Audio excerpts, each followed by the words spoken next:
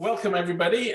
Really good to have so many people joining us for this discussion, which should be a really interesting debate on the topic of digital learning, and particularly digital learning within a creative context. And what we'd like to do today is very much explore how over the next few years this is going to shift, and how we may see it as an opportunity or a challenge.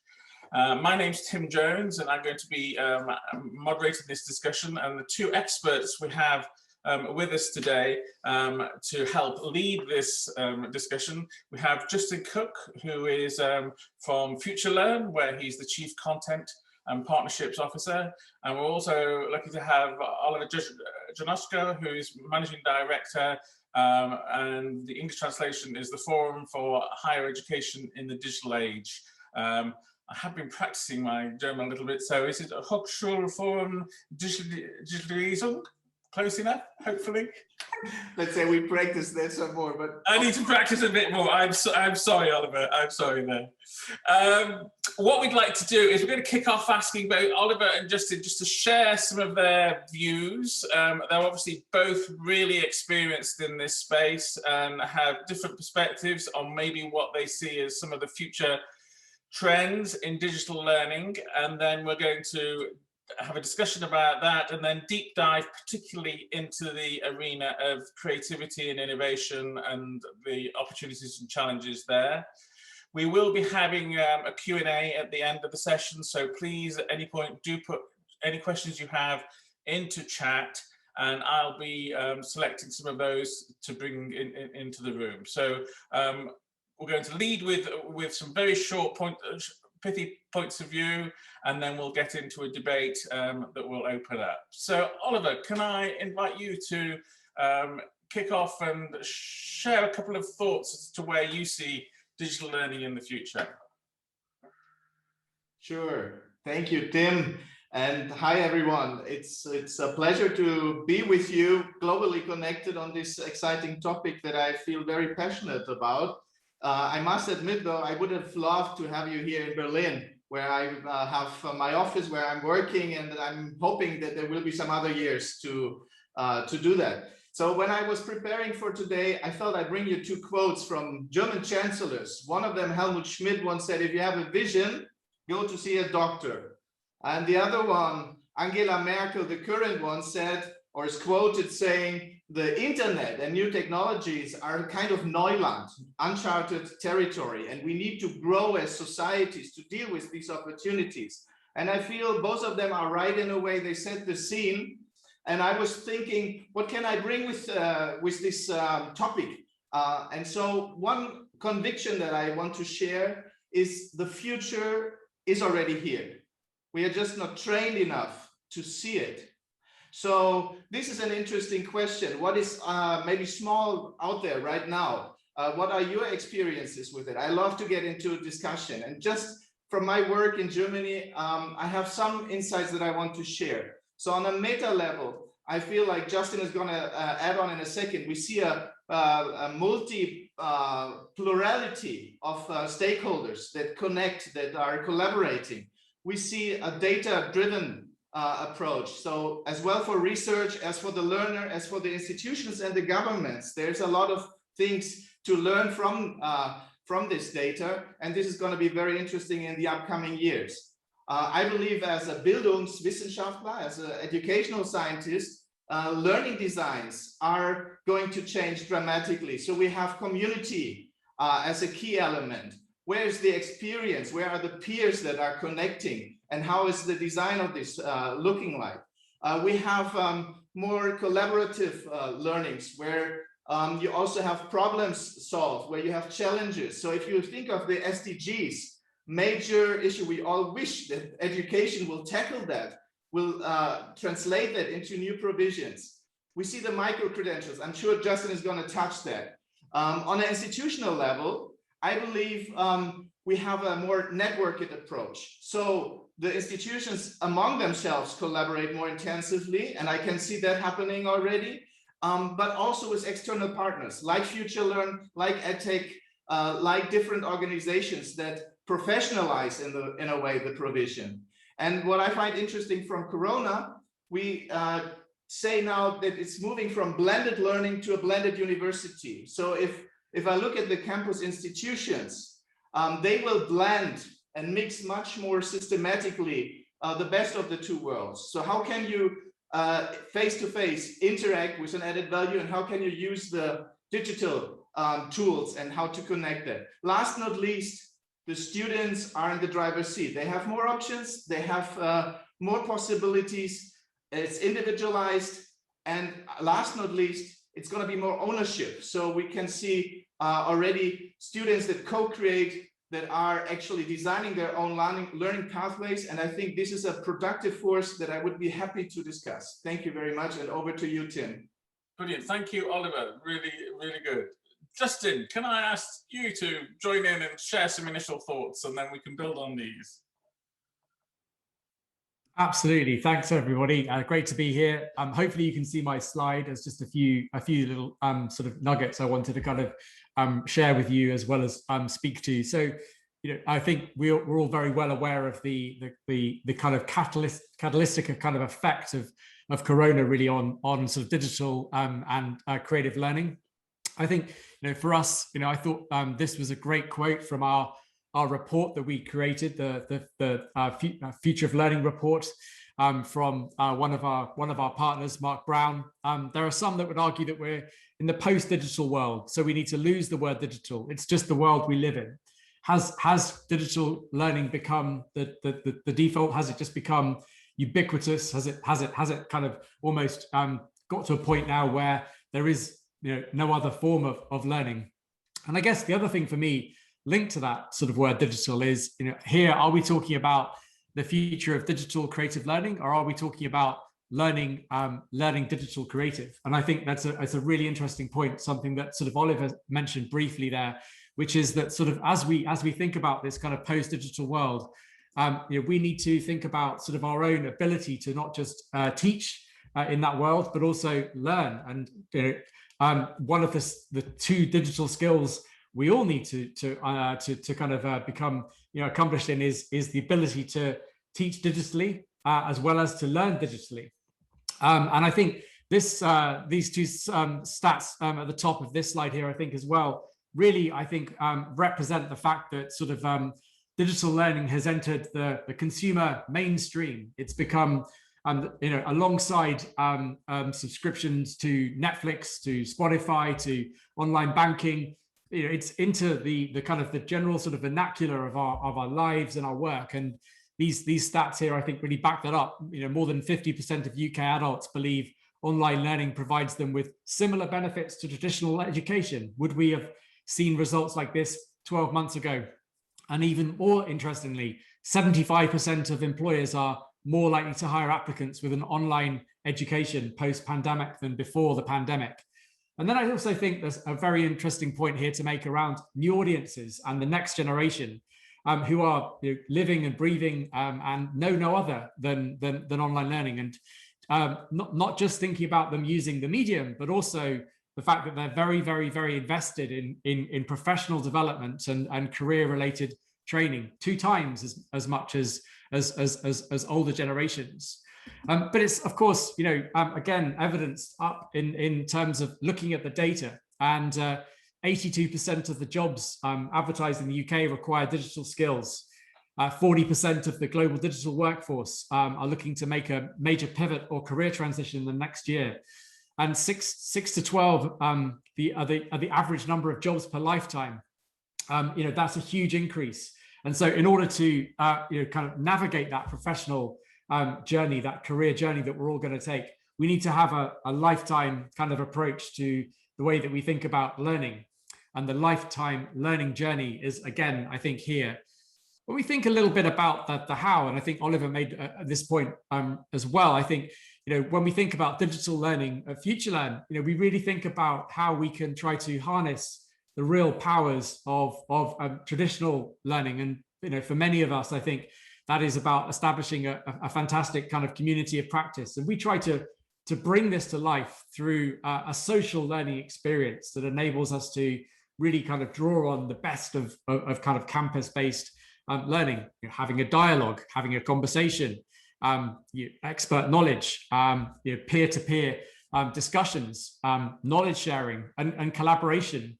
And we really try to bring this to life, as part of the FutureLearn social learning experience. And I think that ability to be able to kind of learn with others and establish a kind of community of practice, I think, is absolutely key to unlocking the power of creative digital learning.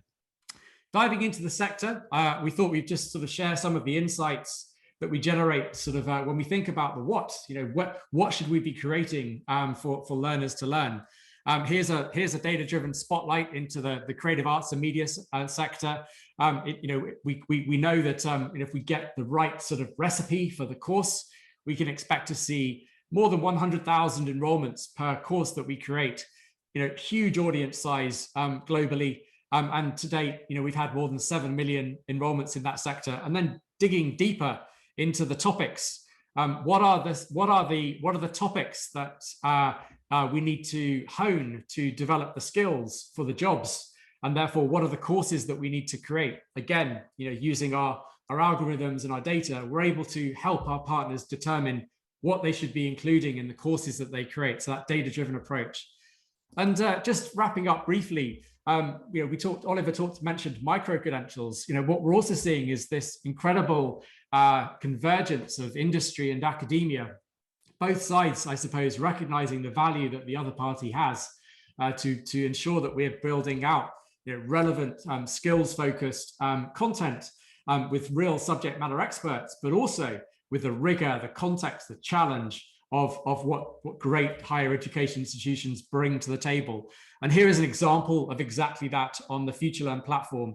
This is a micro-credential in fashion, and it has been created by the Institut Français de la Mode, which is one of the most authoritative leading institutions for the fashion and creative sector. And they co-created this micro-credential with Kering, another incredible brand. So they're drawing from the best of both worlds. And so as a learner, what I get is I get my professional certification, my knowledge that I can apply to my job, my career, my profession, but also I'm able to secure university credits as well that I can over time stack towards something bigger as I continue my lifelong learning journey.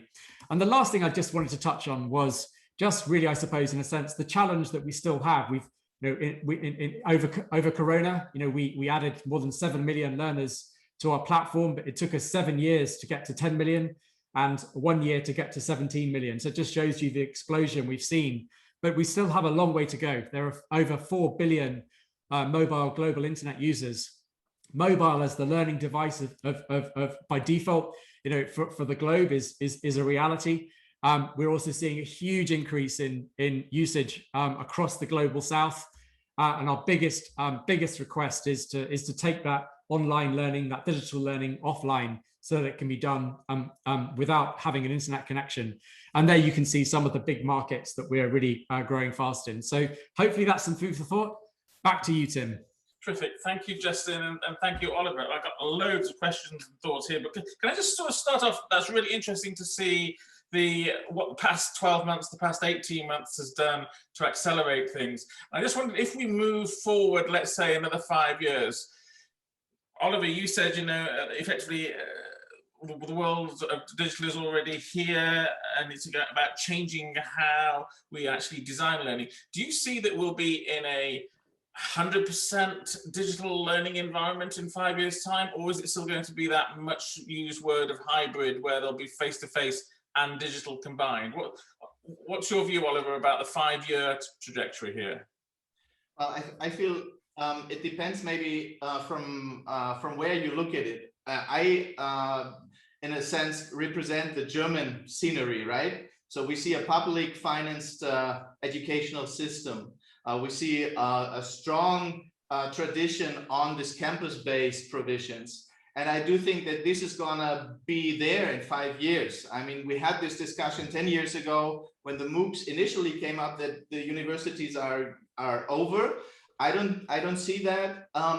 but I feel that the blend is going to change. And this kind of mixture, how do you actually do hybrid learning? What is really the art of it, and how can you bring that into new patterns and into new learning designs? I was recently in Barcelona handling or visiting a business school that is doing that right now for the last 12 months. They have the interesting experience that the people, even in Corona time, still like to come. Why? Because there is the network, there is the peer, there is the deeper learning experience. And I think this is not going to be over soon, unless we can talk about that, you know, very strong transformations in terms of what is possible digitally. But the mixture, how is FutureLearn maybe providing courses that can be integrated? I saw that with the institutions, how can this combination be developed? So in this regard, I feel in the next years, we see a lot more, not only experimentation, but standardization, where this is really a provision fully equipped. Brilliant, thank you. And just sort of building on that, you obviously gave an example there of an institution developing. How do you see that this is very much, as well as the improving global access to the learning, how much do you see that this is about changing the learning experience over time within the institutions that cooperate with you? Yeah, I think ultimately, we have created the ability for our partners to be able to integrate what they create on FutureLearn into their campus-based kind of curricula and sort of activities. I think, and I think I totally agree with Oliver. Ultimately, I think the future where people have the opportunity to is going to be very much, the blend of, but it may well be that sort of we use, I know, a kind of a digital kind of set of modules, which is done remotely, and then perhaps, for that deeper, kind of and sort of and more kind of peer-based kind of time within a degree, there may well be people arriving in campus for a shorter amount of time. So I think that is something that we'll definitely be sort of, I think, seeing more of. I think ultimately, we've obviously most of us been limited in our ability to be able to travel and go to campus or have a full-blown sort of campus experience. And I think what we've been trying to do sort of in the interim has been to sort of even at a kind of a national level, is we've been sort of working with governments to sort of enable students to continue to study with rather than study in the countries that they would have typically kind of visited. But I think what we'll see is more of a kind of micro style sort of based time in campus, blended with some sort of digital kind of delivery. So I think that is important. But I think the key thing for the experience is it needs to be consistent and it needs to be coherent and joined up. I think that's absolutely key. Okay, brilliant. And then just building on that, you highlighted a few of the courses on your slides with high list, and obviously things like design thinking high up there. This whole challenge, I'm going to give an anecdote. I was talking to an engineering consultancy the other day, and they were saying, actually, online learning, online interaction has been fine for us managing projects and for upskilling people in terms of the mechanics of things. But what we're finding after 12 months of everybody working from their bedrooms is we're lacking the spontaneity, the creativity. And I just wondered what your views on how the digital interaction from a creativity point of view may change going forward. Or is there new technology in the mix? Is it, as Oliver said, it's about redesigning the experience?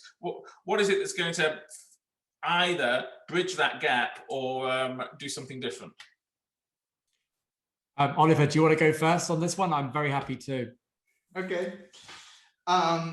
So I do think there is a lot of room for maneuver for new stakeholders to join the scenery. I was talking to some student initiatives that have grown into startups that provide learning experiences where you combine a challenge with a bootcamp approach, with a kind of individualized problem-solving system, and then you bring them to the companies in a recruiting manner. this kind of combination is very, very interesting, and it is completely working digitally up to the point where they had a boot camp. This they haven't solved yet, but this kind of combination possibilities I feel are really, really also digitally possible.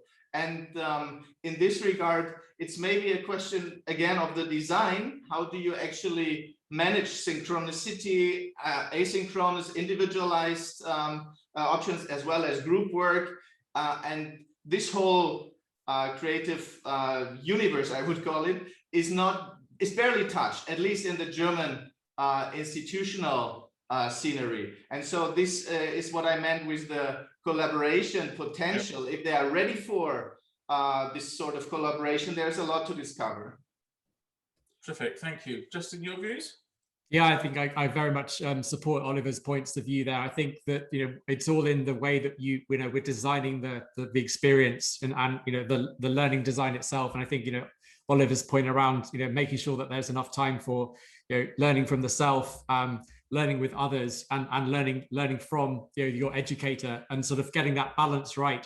And I think what sort of kind of the digital kind of learning experience is enabling us to do is to collaborate and co-create, and building that into the course design itself, which when you have a cohort of tens or hundreds or thousands of people with different perspectives from all over the world, co-designing, co-creating, sharing their thinking, reflecting on your own, that you still have those fantastic kind of creative moments and collisions, and I think that happy accidents, as you call them, I think that happens within the course itself. And of course, this is not just about the learners, this is also about the educators. We have many professors around the world, many educators who absolutely love participating in our courses and learning from the learners, and that they can then bring that back into their own research and practice. And I think another just final point is, example of that kind of co-collaboration and creation is, one of the first courses that we built during the moment lockdown happened was we built a course in 2 weeks, which was all about how to teach online. And we had 27 of the best educators in the world collaborating with us to build out this course. And we impacted 10 million educators around the world through that course. And I think that is a great example of using the power of technology, the power of digital to kind of be creative and solve big problems and challenges. Okay, brilliant. So allow me, Tim, just Oliver, sorry, but it just came to my mind. Last year, when the initial crisis started, when everybody was kind of shocked, we saw the We versus Virus hackathon, which was supported from the federal government, which was within a really, really short period of time, 10, 12 days, they managed to have 30,000 people working on new solutions. And they also put some funding behind it.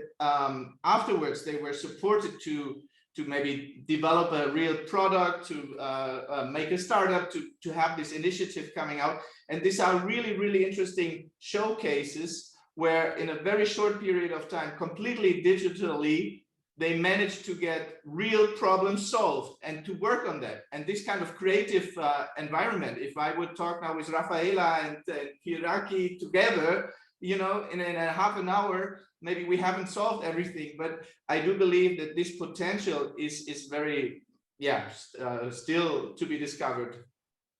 Terrific, thank you. Just before we move to questions from the audience, I just had one other thought, and it's sort of stimulated a bit by what you've just been talking about. Do you think in the future that we talked about digital skills and we talked about digital learning for the student? You mentioned, Justin, that there was a lot of online learning interest at the beginning of the pandemic. Do we think in 5 years' time again that the skills that the educators have will need to change significantly if we're moving into this full-time or hybrid working? Will we be looking at a completely different skill set for those who are going to lead us? Oliver, I don't know, you smiled there. Have you got some views? Well, let's say it's on the spot, the discussion, like what in the next coming month the readiness will look like within the institution. So we do see, of course, we have that within us, no, this kind of longing to meet again, to maybe use the physical spaces again, all of that. But in terms of what I call the blended university, how can this be shaped in the institution as a kind of a mind shift? This is, in my reading, still a very strong issue in terms of the roles. What are the professors' responsibilities in the future? We work very closely with the community in Germany in this forum, which is growing.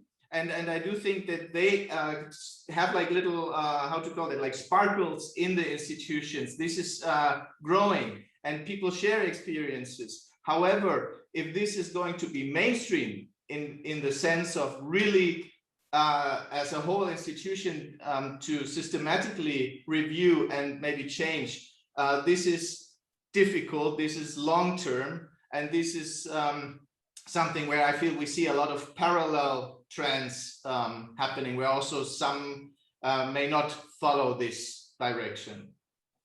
Terrific. Justin? Yeah, I think it's interesting that I absolutely, I don't know about everybody else on this, but I think we're all currently learning new digital skills every day, and in order to be able to participate in events like this. So I think we're all entering this new phase in our lives where basically just we accept that sort of the world is moving, the world is changing, and therefore we need to adapt, evolve, and almost bake that into kind of our work style and our lifestyle. And I think COVID has just accelerated that for many of us. I think from an educator perspective, I think what we've seen here at FutureLearn is where digital has moved from being almost kind of on the edge to the core. You have kind of a shift going on inside large institutions where before what you had were dedicated learning design teams who were servicing the rest of the institution to facilitate and enable their learning online. Whereas now what we're seeing is the educators themselves being upskilled with those core skills in order that they are just part of their day, part of their life, part of their work, rather than sort of relying on others. And I think that is a really interesting sort of shift. And so, yes, I definitely see not just now, but a continuous sort of shift towards us needing to continue to kind of adapt and evolve and broaden all of our skill sets as we see look forward to the next 5 years. Terrific, brilliant. Conscious of time, I've got two questions that sort of come from the audience that I'd just like to end with asking you both to respond to. One is from Australia, from Camilo, which is the most innovative example you've seen to virtual learning, virtual teaching. Do you have anything particularly in mind? And then another question from Stefan in Spain. Are you concerned about the digital divide here? That there will be a complete sort of re-emphasis of that divide going forward, and how do we deal with that? So either of those questions, Oliver, either the most interesting example that you've come across of virtual learning, or anything about the digital divide in 30 seconds. I just mentioned it before, so it's good. It's this Equipa design of a startup that is collaborating with institutions, virtually bringing challenges into place where students can form collaborative teams, solving those things, and then having a bootcamp to develop their skills and a recruiting phase afterwards. This sort of complex design, learning design, is to me one of the most innovative I've seen in the last months. Okay, brilliant. And Justin, whichever of those you fancy, the digital divide or the most innovative example, or both if you've got 30 seconds? I think trying to bridge the two. Innovation, I think, comes from many sources, but I think our response to the COVID crisis, where we basically worked with the London School of Tropical Health and Medicine to basically deliver a course in real time as COVID was effectively progressing through the world. We were having to obviously kind of do this in a very safe way, but we rewrote the rule book on how we were creating courses. So we were a day ahead of the learners in our course.